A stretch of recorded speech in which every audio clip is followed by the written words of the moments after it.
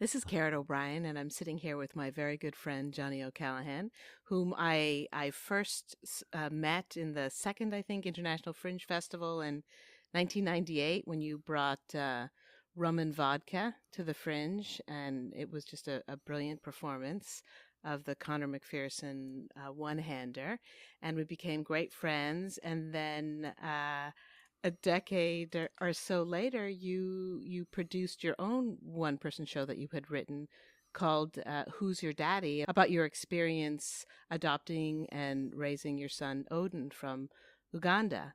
And so, Johnny, tell me a little bit Although the play was about just the adoption of my son, the the 9 months it took actually to get out of. There's a part two out there, but it's not out there in the public yet. But the play is about the 9 months it took to get him out of Uganda. And so how did it, I, we were similar in that we were pregnant at the same time. Yes, I was about to have I my got son knocked up Mannix, and in you were Uganda. also, I remember when you came back from Uganda and you said, I met this beautiful boy. I know he's my son, but the government said that, I can't adopt him. And then you did a 10-day Vipassana meditation retreat, right? I think again, the timeline might be, I'm not sure of the timeline, but it did take, I did meet him. He crawled into my lap and I could hear my heart go, he's your son. And I didn't want to leave him. And it did take about 9 months for me to figure out the legal process. And I did go to the High Court of Uganda, and the judge said, "What do you do for a living?" And I said, "I'm an actor." And he went, what would I have seen you in?" Of course, my mind goes, "Oh," but I went Stargate Atlantis because I played Neum in this sci-fi with Jason Momoa show in Vancouver, and he goes, hmm.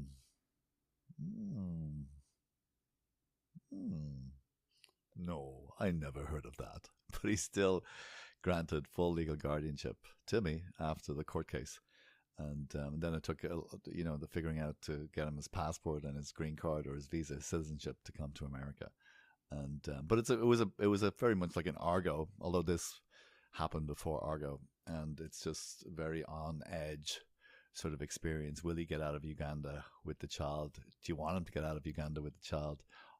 It's going back and forth, and then you really want it, but you don't think it's going to happen. So it's very exciting. And then it's dealing with my mom, my Irish family in Dublin. She's like, I'm telling her, I think I found my son, and she's like, who do you think you are, Angela fucking Jolie?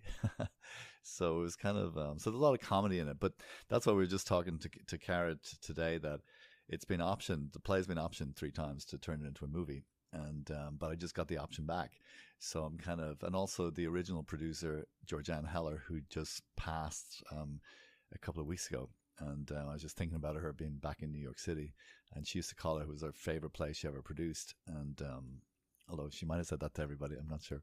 Oh, I'm But sure she just said it to you. You were definitely her favorite. I remember I that took well. it in anyway.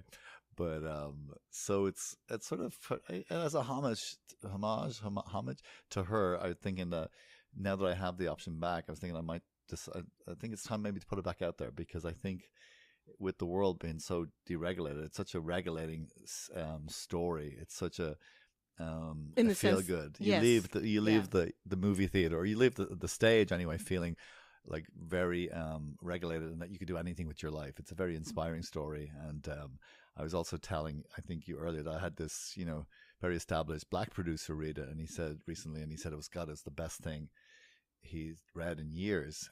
But he also was thinking about the idea of maybe what if Johnny was black, and Hmm. which I thought was a very interesting idea, and as well, and maybe he's black Irish. I'm not sure at this stage, but I also think sometimes when people initially hear about the story, I think they miss some, especially white people sometimes think it's a white savior sort of story, but it's really the story of this little orphan saving my life. And I think it's a beautiful thing, the impact we can have on people without, At any at any age. age, Yeah, that's and very true. I just think the fact he just instilled such a sense of confidence in me to grow up and to be a man and to show up.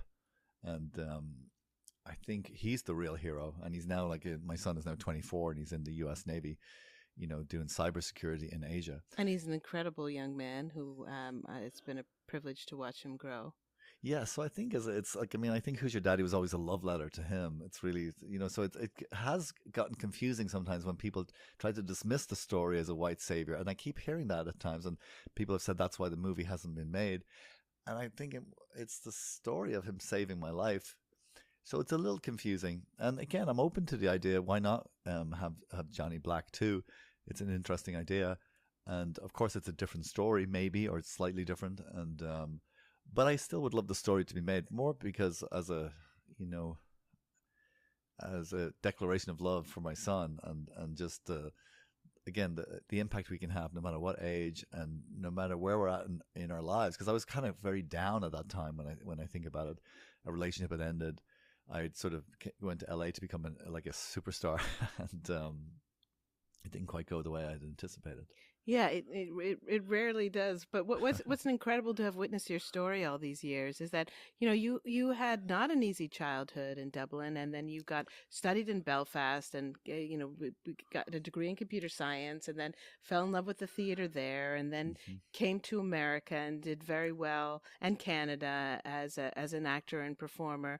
And you've been continually reinventing yourself, but also you have a really undeniable ability to kind of surf the waters of life's challenges, because you didn't have any money when you just what at last minute you decided to go to Uganda to help a friend with a Yeah, documentary project. it's interesting because to raise my son, of course, when I came back and it worked out, like they gave me the High Court of Uganda. This, one of the High Court judges, said they said I grant full, guardianship to Johnny O'Callaghan. I came back and I was kind of going, oh my God, how do I raise this kid? And I wasn't Yes, I necessarily remember. the best father. I thought, God, because I find kids will trigger whatever age they're at, will trigger whatever you haven't healed at that age. And some maybe unconscious parents might take it out on the kid.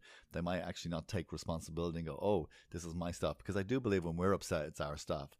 And it did inspire me to go back to school and to do my master's in psychology. And yes, having my undergrad in computer science made psychology make complete sense. And I used to wonder, why have I got this computer science degree? I'd be afraid to tell people that because I went to theatre school after. Yeah. I was in Belfast Youth and Community Theatre, bringing Protestants and Catholic actors together. And that was amazing. But the computer science and then the master's in psychology, I've opened the Healing Bar, which is a studio to help people really live their best life. It's a combination of psychotherapy with coaching, with mindfulness, all sorts of things, hypnosis, EMDR, whatever sort of tools to help you live your best life. And I think in a way I've been surfing. I'm basically teaching people how to surf. And I think in a way, even the adoption, the Who's Your Daddy, was about surfing. How do you navigate this terrain when I'm in Uganda, not knowing how to, get, adopt them and ultimately bring them to LA. And when you say surfing, you mean surfing life, Surfing just life. Or sometimes you could say like a Yeah. boat or learning how to sail, Yeah. depending on the weather. Like we can't control the weather. Like life throws anything at you, kind of like listening to your Yes, we Substack only have earlier. the illusion of Yes. stability. But I'm and good at security. navigating. Like I think I can jump off a cliff and land on my feet for some reason. I just learned how to, Fly in a halfway way, down. Well, you've definitely landed on your feet after lots of challenging circumstances throughout your life. And was that a joke when you were saying that computer science prepared you for psychology? No, Was I it think a that's so systems? true. Like, tell me how. Oh, because I think you see the programming of the mind. Like I think when I you're see. between Yeah. 0 and 6, you're just an open sponge. Like you just absorb your parents, society, religion. You're just absorbing, and you realize, oh my God, it's not filtered. You're just an open. It's like you're an empty iPhone, and you just get all this stuff, and that creates maybe your Siri or your AI. But it's and then our work is to kind of, that's programming. We get programmed unconsciously. Before when we're about 6 or 7, we start getting a filter, and we can sort of go, is that true? Or we can start questioning. But generally before that, we just absorb everything. And that's generally how your thought patterns of the mind are created between those ages. Yeah, well, I've been interviewing a lot of artists on this couch about who happen to be not only artists but activists or mystic artists, or people who are kind of melding together both the path of the spiritual seeker and the path of the artistic creator. Yeah. And you that definitely is a big theme in your work, the way that you're able to shift energy, whether it's on stage or whether it's, working with people on a one-on-one basis, or you go into the prisons and you Yeah, do. work with inmates. Yeah, I do think when we shift our energy, the world around us reorganizes almost like a computer program. That's why it sort of suggests that this is a video simulation. That might sound too woo for some people, but I know with psychotherapy, a lot of it is when you change the relationship with yourself, the world around you changes. And I have noticed that if you shift your energy state, also the world around you changes. Yeah, well, I'm with you on the fact that, if we shift our internal programming, if we Yeah. shift how we feel inside, or how we react to situations, or our capacity to have the emotions move through us, it changes every relationship Yes. in our life. And, the actor's tool is emotion. So I just think there's an energy state you see within us that is not necessarily programmed.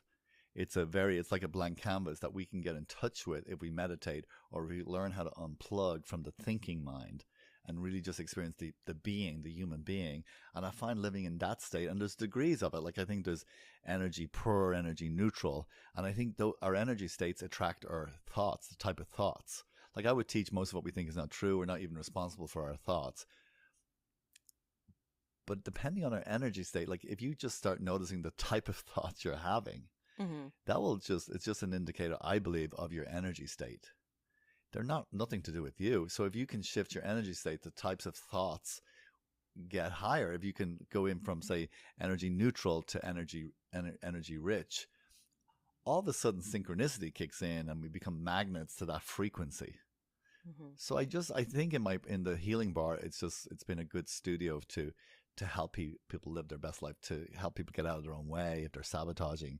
Because I think we tend to attract our childhood wounding if we don't heal it. We just replicate it. Yeah, and you work with a lot of successful actors as well, and your insider knowledge is helpful to them. But I also think that we're also detaching from the programming that we're raised in, whether it's a capitalism, patriarchy, Catholicism. And if you learn how to detach, then it's so much freedom. Well, yes, so many more doors open for you. Correct. You're not living this particular life of you meet someone, you marry them, you have the job, or whatever it is. Correct. It becomes life starts to shift more increasingly. I mean, your story, even before you started studying psychology, exemplifies that, and the fact that 1 minute you're in Tala and the next minute you're in Belfast, and 1 minute you're doing computer science and you get a great job, and then you leave that great job and you dive into acting, and then you're all of a sudden leaving a disappointing relationship, and you're in Africa and you meet this child that you have an instant connection to and you want to make part of your family,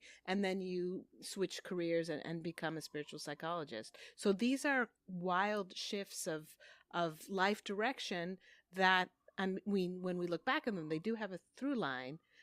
I mean, I think it's all in this movie, Who's Your Daddy, in a way. I sometimes don't think, though, I was as conscious of the tools I was using. Right. Sometimes I would go, God, I wish I met Johnny. I wish I met me when I first moved to Los Angeles. I don't think I was as conscious. But from a young age, I used to feel like Jesus was like a boyfriend. Like I had this connection with the unseen where I just felt totally totally at one, where it was just safe, world conspiring in my favor. I could think about something, it would pop in. And then religion confused the hell out of me. I got very confused because my little experience with, say, Jesus in quotes was just this unconditional loving presence that just was like, oh, I love you, Johnny, you're safe, like, be you. And then religion was so many rules, which confused me. So I think I sort of got lost for a while in my thinking brain, but I always had this ability to sort of just get present and follow, like, intention. And then when I met my son, it was very obvious. I was like, oh, my intention is to adopt him. So I just followed the intention. I could see the difference. I could hear the difference of the thinking mind. Oh, you're an actor. You have no money. You're single. Yes. Blah, blah, blah. I could tell the difference between my thinking mind and intention. And I found following intention was much more fun. Yeah, I wonder if it's also intuition. I mean, I have had Yes, these moments in my life where it says, I know immediately, even before the request is finished, that I'm going to say yes to something correct. or I am going to follow that. Even actually meeting you was one of those moments. I Yeah. saw you on stage. You gave a great performance. I thought you were Canadian because your credits were from Canada. I'm like, wow, his Irish, his double accent is perfect. And I was like, I'm going to be friends with them. And Hmm. I did become friends with you because Yes. he So you're met you in doing it too audition. because we have a similar Well, frequency. Yeah. well, we all do it, I think. Hmm. When we have this, like, sometimes, I've heard people tell stories where they say, don't go down that street. And it turns out there was, Yes. leave the house now. And it turns out that something happened. But it sounds like it's very clear to you that meeting Odin was was it a voice you heard that said, this is my Well, I'd son? Or say was I it? heard it's also knowing. Sometimes I think soul work, they're knowings. I do think there's intuition. I think Spielberg calls them whispers of the heart. Like I can tell, I get that someone text before they text me. I know they're about to text me. I hear it. Yes, I you hear think the of someone. they. Well, I don't even think it. They just pop into my head. Like Mm-hmm. it's like a little. They just pop in, Mm-hmm. and I know I'm going to check the phone. So there's a sense of we are all interconnected. There's little threads connecting us all. And I think there's the knowings of the soul. I think you're talking about intuition. There's intellect. There's also instinct. And I just get good at listening to all the different parts of us that's there. And I think I was very clear he's my son. I mean, and I guess Who's Your Daddy is following the heart or following intuition or following love, if you want to call it.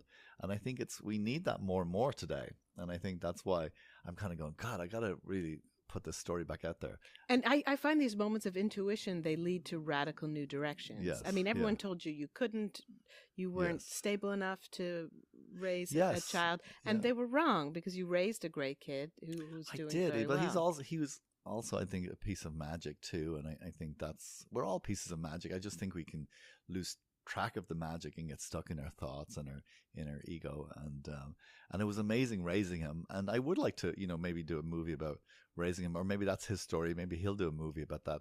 I'm not sure, but it was interesting, raising him to be such a confident person that loves himself, because that's something that, took me work to kind of, really understand how to get out of my own way fully. Like today, I know how to get out of my own way. And that's where the energy states come in. Like I no longer believe the stories, or people will tell me. People can have all sorts of opinions of me, and they can share them with me. I'm like, okay, it's a point of view. I'm no longer just taking on people's stuff, which is very freeing to kind of just be in my loving and to be present. And I And, guess, and yeah. when you say you're not taking on people's stuff, I mean, I've always seen you as someone who didn't listen to naysayers, or who didn't, in I fact, think, if someone said, don't do that, you would be inclined to do it, well, I would try not to be so reactionary or Yeah. be. So I think I'm just more. I think I might have said that if we're upset, it's my stuff. If I'm upset, it's my stuff, and I had to learn that as a parent. I think when people have stuff, people reveal themselves by what they tell you about you, like what they like. People like, for some reason, I think I'm kind of an open. I used to think I had sucker on my forehead when I moved to LA. I think I'm just a very open person and loving and present. And people love to tell me who I am, or what I'm doing wrong or something. But I think it's more a revealing of them, and Yes, that took me sure. a long People time. we're revealing Yes, and ourselves. that took me a long time, because sometimes I would take it on as if, oh, maybe they're right, and that would be abandoning my own, like, instinct and my own inner compass. I think it's interesting what people have to say, but ultimately it's a great adventure. We got life, we won the lottery, we got these meat suits, and we get to explore, and that's what I'm doing more and more. It's kind of, I'm always trying to get into my presence, my loving, whatever you want to call it. Some people call it an energetic state, and of energy rich, and just deciding, okay, what would be my intention today, and just keep being intentional and create adventure, because I do think we're here to experience. And I think our purpose is maybe to impact people. Like, how does, when we show up, if I can show up in my loving, maybe that will impact somebody, and maybe that will shift their energy state. And I think that's probably our purpose, is just to really,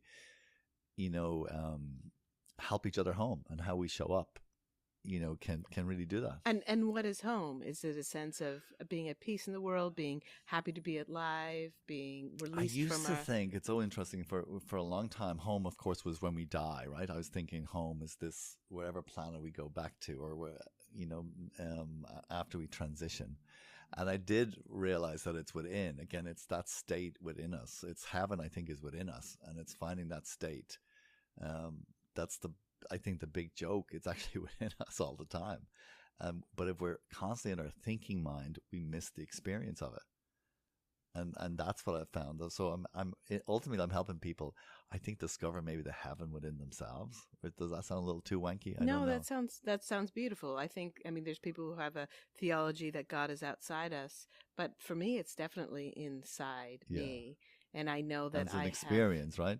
Yeah, it's an experience, but I know that I'm in charge of the level of peace that I feel, or it's my journey to get there. It's not some outside circumstance. And can we bring that divinity or that piece of heaven or piece of God to the world? Like, can we bring that when we show up with people? Well, hopefully, and yeah. Like even like your work, your Substacks, your writing, all these different amazing things that you do. That's what you're bringing. I think you're bringing that sense of consciousness. Well, I think in terms of the artistic experience, I think we become artists because we have something to say. Not only do we have something to say, there's something we must say or it'll choke us to death. Mm-hmm. So however we get that out, whether it's performing, whether it's writing, and it's the discovery of what that is. So often we don't know what we're trying to create until it's out of us. And then it becomes its own thing, just like a child. It becomes its own thing and has its own life. And then we have to dig deeper to see what comes next. But for me, the practice of creating all the time, or is creating as much as my body and soul can bear, is what makes life continually renew itself for me. Like, oh my gosh, look at this beautiful plant and look at this I'm so happy to be here, and it's so lucky that I get to have this conversation with you. It's so lucky that we've been friends for 30 years. And we've been on this artistic path, if not together, then in parallel and with overlapping, we became mothers at the same time. We became mothers, and you were such a wonderful. Maybe. You were a great mother friend to me, and you brought me out to LA and helped me get set up and got me a writing gig, and you were an incredibly supportive, loving, generous friend, as I know that you are to everybody in your environment. And I remember when you told me that you had met your son and you were going to adopt him no matter what, even though they said you couldn't, you were going to figure it out. I was like, yeah, you are. You're going to do this. Yeah. And that's what it is. It's about figuring things out. It's not, it's setting intention and then figuring it out. And that's what sometimes, like, again, it's the 9 months of figuring it out. But it's a comedy too, and it's funny. And it's irreverent. Oh, we're talking about Who's Your Daddy now. Yeah, yes. It's a wonderful play. I think it's all related. Like, it's a piece of life. I think everything that we talked about is actually in this piece. It's a very spiritual story. It is a quest. Without being preachy. With two heroes. Yes. You and Odin. Yeah. Well, yeah, although I do think he's the hero. And he just, really instilled in me to grow up. And that's when I think when I did, and also becoming a parent, like, that's a whole other journey too, of having to grow up. Well, yeah, that's what I found about motherhood, and maybe it's also about parenthood in general. But it was like, it's a phoenix rising. It's the making of you. It either you collapse into it or you rise up out of it and you become a more grounded, mature, loving, compassionate person with a deeper capacity to hold life, because you not only have to hold your life now, but another person's life. And honestly, the forces of society, especially at this moment, aren't supportive enough. We're not living in communities. We don't have our families nearby. We don't have enough childcare. We don't have enough money. It's but that's what I mean. We can believe all those stories too, but I do think it's going back into our loving is the key to hear the next steps on the path. Well, parenthood is not easy in the modern era. Yeah. And it requires a lot of... It's the most challenging thing, I've ever done. Yeah. So I agree, Yeah, it is the most... But the most loving and the most too. important thing. Yeah. It does feel very important to be entrusted with the life and the soul of a beautiful being. For sure, yeah. And if only Donald Trump's mother had done a better job. Or father. Let's not. Both. I think. I think it's important. I think. But again, maybe we're all teaching each other different things too, and maybe this is a realm of contrast, and maybe we're supposed to have people like Trump just to make us show up and kind of do better and kind of, really like, Well, I think we're becoming as uncomfortable as possible so that yes, we make drastic change. yeah, I yeah. know that those times in my life where I've resisted change, things just got worse and worse until I Yes. Well, life will finally. pivot you, I think, if Yes. you don't, especially I know I may not sound it, but I'm in my 50s, Yeah. and I do find that How are you now? It's amazing. I'd be shocked, Yeah. but I do find You're looking well, listening Johnny. to people in their 50s, that life, they go through seem to go through cancer. Men seem to go through prostate, women breast cancer, or there's a divorce or someone dies. I think if we're not fully in alignment, life will pivot us completely to show us a new direction where we to Yes. need to show up. And I think that's Yeah. fascinating how the universe or life is such another character Mhm. in this play or this movie of life. Mhm. And I tend to see things through movies, but it is interesting that you can't ignore that other piece.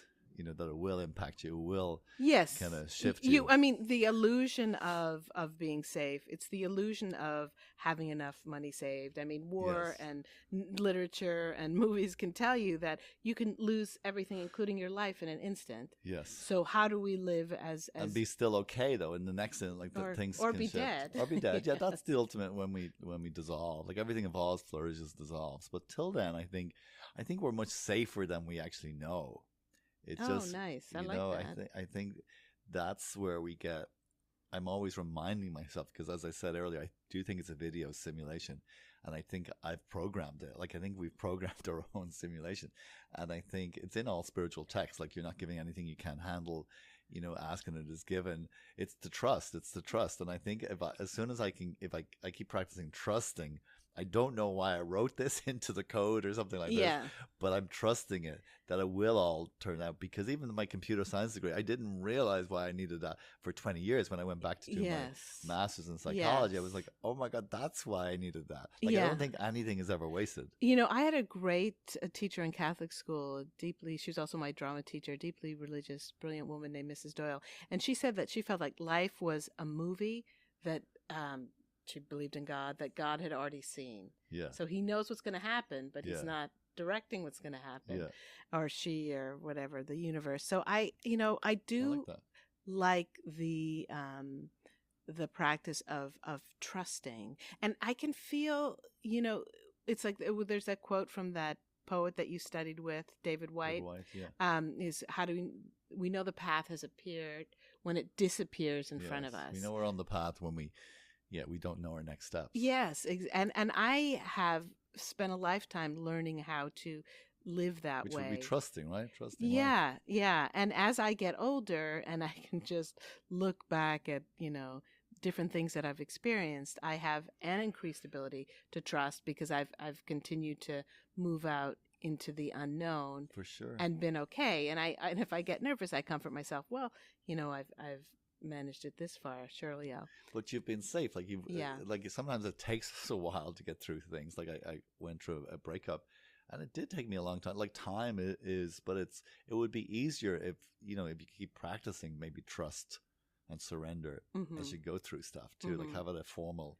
And I would like say daily we trust practice. ourselves and we Yes. trust the divine within ourselves. It's Exactly. not about trusting other people. It's No, the blind correct. faith we put in other people and instead of ourselves that gets us Yes. into trouble. Well, it's trusting yourself and trusting life. Trusting life ultimately, though, the loving, the unseen, whatever that character is that we co-create with God, whatever you want to call it. I think it's important that we do trust that. Like things happen for a reason. It's not like a breakup is happening because it needs to happen. When we fight with what Yes. is, we suffer. Like when Yeah. we keep resisting, right? Yeah. We lose. Or the expression when you fight with God, you lose. And I Yeah. think it is when you fight with what is. It's just okay. If life always knows better, that's the price. So my ego thinks that because all our egos are programmed to think we know better, but they don't. That's Mm-hmm. why we have to question. But if we can keep going into that, okay, I don't know why this is happening, but I trust it knows what's around the corner. My ego does not know what's around the corner, but I trust what does, if that makes sense. That's beautiful. And Johnny, if somebody wanted to get in touch with you to ask for more information about Who's Your Daddy, or to get a copy of the script, or to have one of your sessions at the Healing Bar, how would we do that? Well, ideally, I'd love you just email me at thehealingbar@gmail.com. THE healing HEALINGBAR @gmail.com.